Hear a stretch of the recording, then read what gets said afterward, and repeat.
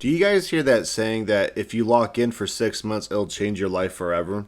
Well, guys, I just want to say is that statement is absolutely true. When I first heard that statement when I was younger, I was like, yeah, man, that's a little toxic. Man, live life to the fullest and don't worry about work. But honestly, it's kind of a mistake because the earlier you kind of get this shit out of the way and lock in, the better your life becomes in the long run. And I kind of learned this the hard way with some friends, but you know what? It's a little better late than never. When I was younger, guys, I wanted to pursue my dreams with my YouTube channel, right? But the problem was I wasn't working full time. So I thought if I worked just part time, my YouTube would take off, right? And it actually eventually did kind of come together, but just a lot later than expected. But the problem is, if I worked full time that whole time, I would have had a lot more money. But now I kind of got it all figured out in that department. Here today, guys, I'm going to tell you guys how much locking down has changed my life. Now, I've always worked a lot of hours at many jobs, right? But the problem was I lived alone. And at the time, man, when you live alone, everything is super expensive. It's gotten expensive to the point where, like, if you do lock in a lot of hours, it will fucking not save you as much money as you do with like roommates or family members. But thankfully, I've had some family members that needed some roommates. I went ahead and took advantage of that. So I went ahead and worked a shitload of hours, and man, bro, the results are absolutely beautiful. In just 1 month with just my job alone, I've saved almost $2,000 a month. Now the cool thing is, I've never really bought a lot of materialistic shit at all in my 20s. I was more of the type where I just wanted to work and pursue my shit and kind of do all that shit later and kind of spoil myself and treat myself every once in a while to kind of get where I need to be so I don't go fucking insane, right? But you know, it's really nice to have these type of spending habits now because there's some people that are super terrible with money that are absolutely insane that will go outrageously crazy where they're always broke even though they're making a lot of money. And it does blow my mind when I hear stories about people making $100,000 to $200,000 a year and they're fucking not living paycheck to paycheck. And to me, I'm just like, bro, what are you doing? Like for me, I'm not even making maybe like $30,000 to $40,000 a year, and I live just fine, you know. The problem with my 20s until now was I had roommates that were good in my past, but the problem is my income was not good enough for me to live on my own, so I did not save as much. Now I have both the income and decent roommates that are willing to help me out. They were some of my family members, like they're my sisters, right? And I don't have a problem with it because the rent is now really cheap, right? And I'm actually extremely happy that I finally have cheap rent because after 4 years of paying over $1,200 a month in rent and in other utility bills, man, I am a little burnt out from just living alone. I don't hate living alone. I'm kind of glad I did it because it taught me a lot more independence, but still, the value of having cheaper rent when you can get it and you know it's a reliable type of roommates and shit, it helps a shit ton. I do highly recommend being extremely careful though when getting some type of roommates because roommates can be a two double-edged sword. I highly do not recommend living with friends because if you live with friends, man, you never know what type of living style they have. You never know if they pay their shit on time because for some odd reason, when people get with roommates, there's so many young people in their early 20s that just want to dick around for some odd reason. Like they don't want to pay their share enough when the rent is like $300 to $400. It happens a lot. It's absolutely crazy. To me, it sounds extremely small, so that's nothing. But for a lot of people, bro, they don't seem to give a fuck. It's crazy how they use other people, so you gotta be extremely careful. Another thing I must say too is I've gotten very lucky with this situation. I think like this was part of like the good things that were happening in 2025, but man, things have been really good now. One thing I do admit is this is probably the first time I've been extremely excited about overtime. Now the crazy part is I have not worked a lot of overtime yet, which is going to about to change this upcoming month. We're getting paid on the 4th of July about holiday pay and time and a half, so I'm extremely excited and all that too. I decided to go ahead and celebrate 4th of July a little early this upcoming weekend because I'm working on 4th of July this year. It's been kind of a bust, unfortunately, but I don't really care this time because at least it's for a good reason, and this is probably the last holiday I'll probably have to work on like this. But then after that, we have this thing called Prime Season where it's like a mini peak season where we have 2 weeks of hard labor of 60-hour weeks of 6 days a week, and I've done something like this before at my old Amazon job, and it really wasn't bad in terms of like the work, but fuck, dude, you will feel a little tired. But this time, this fulfillment center pays 3 times more than my last one, which is amazing because overtime at the sortation would pay me like $800 to $900 a week, which is still really good, but still was not enough when I was living alone, which is fucking insane because it was my only income at the time.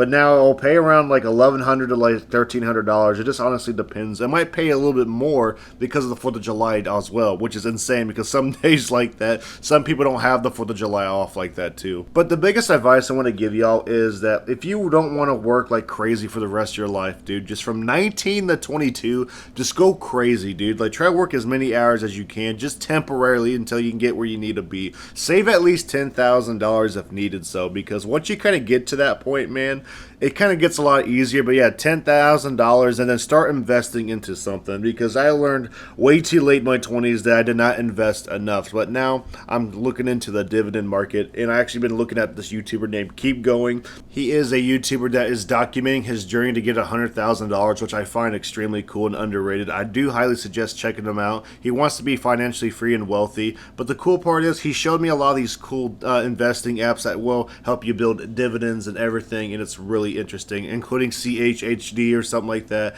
which is actually one of the most important dividends that you can get into, and I find that really interesting. So I'm almost there to the point where I can almost start investing finally. It took me long enough, but holy shit, dude, I'm finally getting that shit saved up where I can start doing it. I also do remember at a point in my life where at 27 years old, I was like, am I too late for this shit? Like, is this too late for me, or am I late to the party? But honestly, guys, anything in your 20s, no matter how late or early you are in your 20s, if you can do something like this in your 20s, guys, you're actually not late to anything. You're just on time, because everybody's journey is different, and do not compare yourself to others when it comes to this. Another thing I want to say too is that I did move out at 22 years old, so that's another thing that kind of takes in the factor. If I moved out about 3 or 4 years earlier, I'd probably be around the same stage of my life, but just at an earlier age. But I'm kind of glad I moved out a little later, because that's just been the journey of my life, is just being a late bloomer. And another cool thing that's happening about my Amazon job is on July 13th, I'm switching to a schedule called Amazon Flex Schedule, where you can work up to like 60 hours a week, but you can work your own hours. Now, I have done something like this with InstaWork and other things in the past, but the coolest part is that you can get paid 2 hours of overtime after 8 hours of every shift, which is absolutely kind of dope, because when I work at the regular warehouse I don't get paid 2 hours of overtime for working 10 hours at my regular hours, which is kind of insane, because I think they should do that.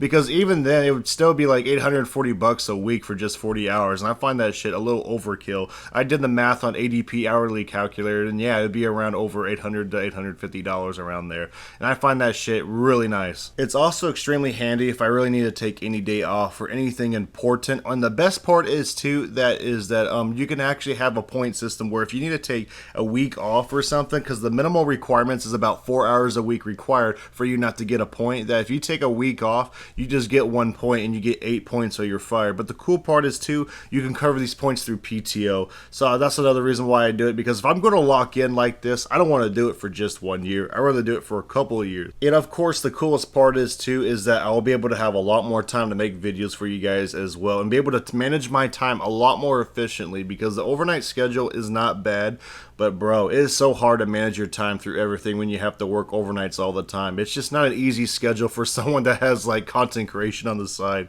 It's just a pain in the ass. The best part is though is I don't mind working nights, but you can work until about like 2 in the morning at the latest on that Flex app scheduling, and I find that shit a lot better. More information on the investing app. The investing app I want to start out with is using the Robinhood app, right? And there's this thing called VOO, which has CHHD investing dividends, where I might invest like a small amount. I'm planning on investing probably just like a couple bucks a day, probably like $10 probably to start out with, and see where it goes, and then invest more over time when I get more. But as much as I hate working a shitload of overtime all the time, dude, locking in will change your life. Just don't do it all the time 24/7, because you don't want to make it become your identity at that point, but just do it enough so you could live, because I have a lot of options and plans outside of this working stuff when I get a chance to be able to pursue everything I wanted to do flexible and efficiently. Anyways, everybody, thank you guys so much for watching today's video. I decided to do something a little bit different and try to switch it up, because I'm trying to make more quality videos over quantity and try to upload a lot more gems if possible. And I've been having a lot of fun, been trying different things, but man, it's been a journey. The biggest inspiration for locking in like this is to other people like my buddy, my best friend that has locked in for 4 years, bro. He works as an electrician, and man, he makes some good bank, dude. He kind of was my first role model, and then other content creators such as Weiler has given me some interesting advice about how you can lock in different ways, not just working a crazy amount of construction union. And I give him a big shout out for helping me get into the investing side of things, because I do now realize how important it is and how much better off you'll be. Also, some good news. I am taking Saturday off work because I actually have my car getting fixed. Right, my buddy decided to come over and teach me how to replace some spark plugs on my car, because man, I'm a fucking car noob. I'm trying to learn how to do this stuff so I can save a lot of money when I can, but man, the spark plug stuff seems pretty easy though. I know how to change a tire at least, so that's kind of nice. So I like learning stuff, you know, so I am taking Saturday off with a lot of PTO, so I at least get paid for it and be able to get this shit done and have a long weekend of 4 days off. And that's how I'm going to celebrate my 4th of July, is around the end of June. Alrighty everybody, y'all stay strong, and I hope you all find your success in life, and I'll see you guys in the next video. Peace out.